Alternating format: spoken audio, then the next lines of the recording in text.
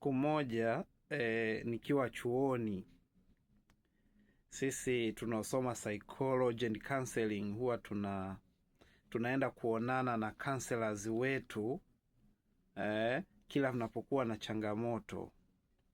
Siku hiyo nilijisikia kama vile kuna mambo nimekosea sana, kama vile mimi ni mtu wa kwanza, nikawa najisikia hatia. Sasa nilivyoenda kwa ule madam, sitamtaja madam nani, ila kuna wakati nitazungumza. Madam mmoja mweupe yuko chuoni pale, Jordan, mtaalamu wa saikolojia, hana shida na mtu. Madam akaniambia, baada ya kueleza, akaona kama najilaumu mno, kama najilaumu sana. Aliniambia kitu ambacho na mimi kama kansela siku zote huwa nawaambia watu wanapokuja na changamoto mbalimbali. Aliniambia, Onesmo, maisha yanaturuhusu kukosea, usikate tamaa.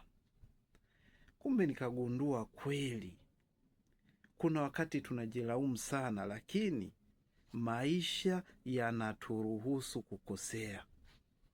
Na mimi nikaidevelop kidogo, nikawa nawaambia watu maisha yanaturuhusu kukosea, kupata na kukosa, kupendwa na kukataliwa.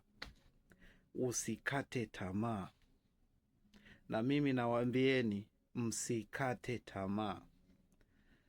Kule kwetu Kigoma sisi Waha tunasema ubonye umosi haufumba chane umenyumuliro ulikwaka. Ukiona moshi unatoka sana, ujue moto umekaribia kuwaka. Kwa wale wanaopikia kuni wanaelewa. Na ukiona kwenye maisha mambo ndo yako tight, yani unaona kama unafika mwisho, ujue hapo ndo Mungu anakaribia kufungua. Na mimi nakuombea Mwenyezi Mungu akutazame kwa magumu yote unayopitia, afungue njia. Amin.